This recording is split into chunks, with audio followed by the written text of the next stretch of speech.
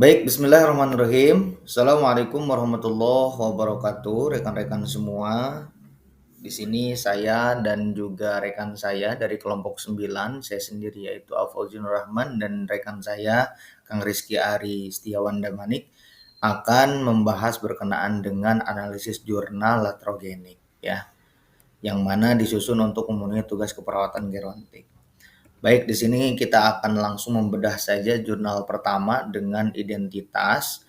Jurnal yang pertama yaitu Analyzing the Latrogonic Triad, Discovering Strategies for Preventing Harm in the Elderly.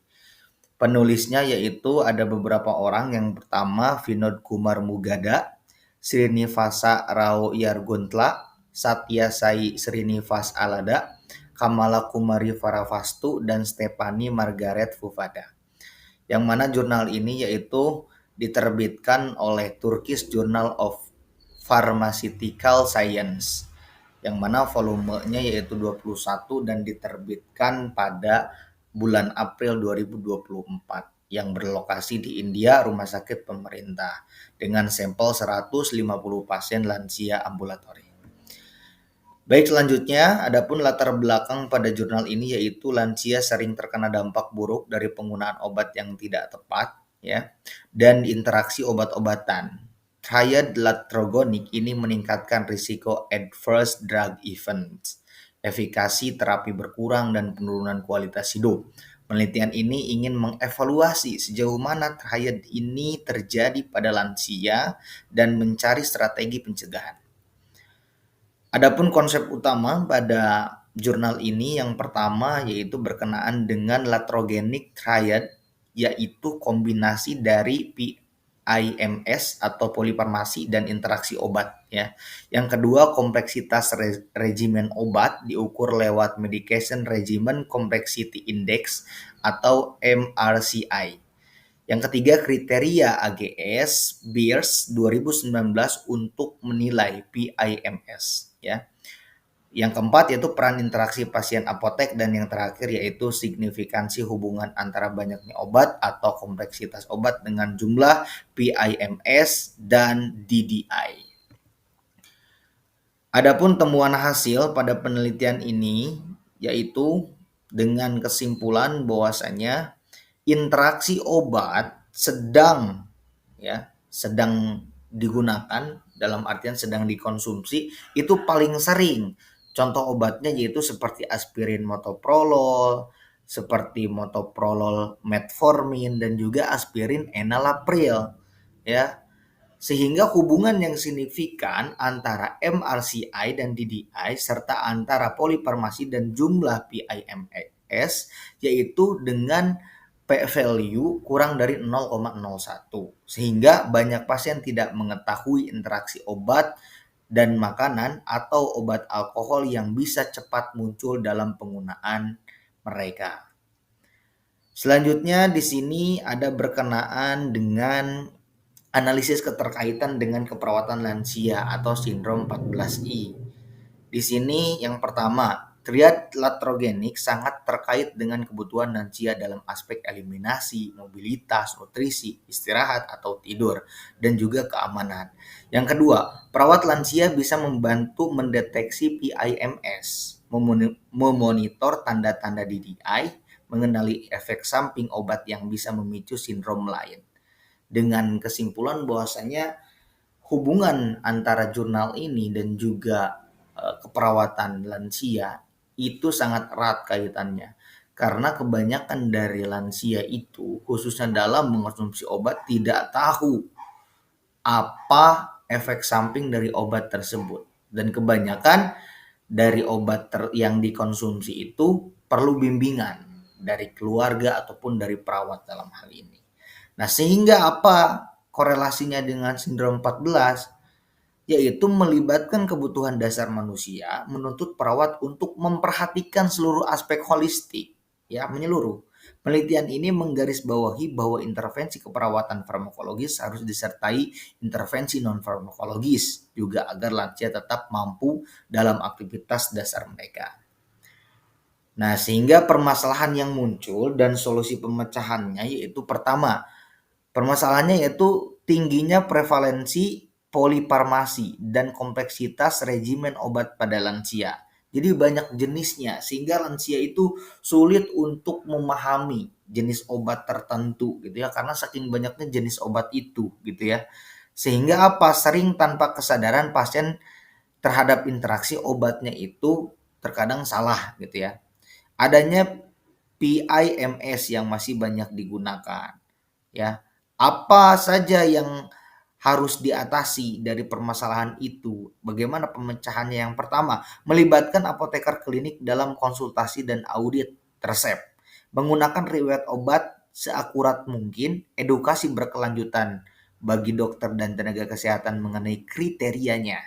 Ya, dan yang terakhir yaitu mengembangkan kebijakan klinis dan di sini tentunya peran perawat dalam monitoring, melaporkan efek samping dan juga mendampingi pasien dalam observasi selama penggunaan obat. Bagian menarik dari jurnal ini ada 5 poin yang saya cantumkan. Pertama, penekanan pada Medication Regimen Complexity Index atau MRCI. Sebagai ukuran bukan hanya jumlah obat tetapi kompleksitas penggunaan, jadwal, bentuk, frekuensi. Yang kedua yaitu temuan bahwa sebagian besar pasien tidak tahu tentang interaksi obat, makanan, atau obat alkohol yang tadi saya sebutkan di awal. Yang ketiga, ini menunjukkan gap edukasi yang bisa segera diperbaiki. Ya, adanya gap tadi ya. Yang keempat, strategi pencegahan yang praktis. Dan yang terakhir yaitu studi ini relatif terkini. Ya, karena saya sengaja mencari jurnal yang terbaru ya, terpaut 1 tahun ke belakang. Baik, lantas apa refleksi diri bagi mahasiswa? Yang pertama penting sekali untuk mempelajari tidak hanya faktor medis dan fisik lansia, tapi juga bagaimana obat sendiri bisa menjadi penyebab sindrom latrogenik jika tidak dikelola dengan baik. Yang kedua, saya tentunya menyadari bahwa peran perawat sangat krusial dalam hal monitoring, pelaporan, dan pendampingan pasien dan keluarganya, terutama dalam aspek edukasi tentang obat dan interaksi. Yang ketiga, saya termotivasi untuk memperdalam pengetahuan terkait kriteria PIMS, misalnya Beers kriteria dan lain sebagainya. Dan yang terakhir yaitu saya juga merefleksikan bahwa dalam praktik keperawatan saya perlu lebih waspada terhadap efek samping obat, evaluasi rutin terhadap obat yang diberikan, dan selalu mempertimbangkan prinsip bahwasanya pasien adalah raja dan kita harus merawat pasien itu dengan semaksimal mungkin. Ya, terutama dalam hal ini adalah sindrom latrogenik.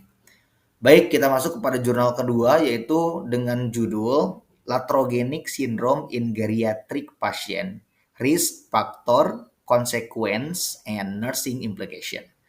Dengan penulis yaitu Dr. Mary Dupuis, Profesor Jean Mary Michael, dan juga tim. Ya. Penelitinya di sini diterbitkan pada tahun 2022 dengan penerbit Journal of Geriatric Nursing and Healthcare dengan volume 48 dan nomor 3 halaman 145 sampai 160. Dan ringkasan atau latar belakang ini dalam penelitian ini yaitu dilatar belakangi oleh meningkatnya kasus sindrom latrogenik. Hampir sama ya kalau latar belakang dengan jurnal yang pertama. Namun sisi tekannya pada jurnal ini adalah bahwasanya penelitian menekankan bahwa meskipun tujuan pelayanan kesehatan adalah menyembuhkan, seringkali justru muncul komplikasi baru akibat tindakan medis yang disebut dengan sebagai latrogenic syndrome gitu ya. Jadi penekanannya itu adalah tidak semua obat itu menjadi membuat pasien sembuh gitu ya. Ada juga jika dosisnya, jenisnya gitu ya, waktu makan obatnya itu tidak benar atau 6 benar itu tidak diaplikasikan, maka mungkin ini akan berdampak negatif bagi pasien itu sendiri, seperti itu. Selanjutnya berkenaan dengan konsep utama yang dipelajari. Konsep utama penelitian adalah sindrom latrogenik pada lansia yang meliputi yang pertama, definisi ya. Yang kedua faktor resiko, yang ketiga dampak dan juga yang keempat yaitu peran perawat ya. Adapun hasil penelitian di sini bahwasanya menunjukkan Sekitar 30-40% pasien lansia rawat inap mengalami efek latrogenik secara hospitalisasi, mulai dari delirium, jatuh akibat obat sedatif, reaksi alergi, hingga gangguan fungsi organ akibat terapi berlebihan. Faktor dominan adalah polifarmasi, lebih dari 5 obat per hari, dan prosedur invasif yang tidak disertai monitoring ketat. Penelitian menekankan perlunya protokol screening resiko latrogenik serta intervensi keperawatan berbasis evidence-based practice. Analisis keterkaitan dengan keperawatan lansia dan sindrom 14 ya. Dalam konteks keperawatan lansia, latrogenic syndrome sangat relevan dengan 14I. Nah, saya ini membuat seperti mapping ya, yang mana dimulai dari kebutuhan dasar menurut Virginia Henderson. Misalnya ya, kebutuhan bernapas normal ini berhubungan dengan resiko depresi pernapasan akibat obat analgesik. Ya, atau kebutuhan bergerak dan mempertahankan postur ini berhubungan dengan resiko jatuh akibat efek samping obat penenang dan lain sebagainya. Dengan demikian, perawat perlu mengintegrasikan pencegahan latrogenik dalam asuhan keperawatan sehari-hari. Permasalahan yang muncul yaitu tingginya angka polifarmasi, keterbatasan perawat dalam mendeteksi dini efek samping latrogenik, dan juga kurangnya koordinasi antara tenaga kesehatan dalam perencanaan terapi. Ya, adapun solusinya edukasi perawat ya tentang deteksi dini tanda latrogenik syndrome, menggunakan medication reconciliation untuk mengurangi polifarmasi, penerapan multidisciplinary team approach dalam perawatan lansia, melibatkan keluarga dalam pemantauan efek obat di rumah. Nah, di sini hal yang menarik dalam jurnal yaitu tentunya sebagai mahasiswa keperawatan saya menyadari bahwa sindrom latrogenik seringkali muncul, terlihat secara langsung namun berdampak besar pada kualitas hidup. Ya, artinya hal ini menegaskan bahwa keperawatan bukan hanya tentang merawat tetapi juga melindungi pasien dari resiko yang muncul akibat tindakan medis.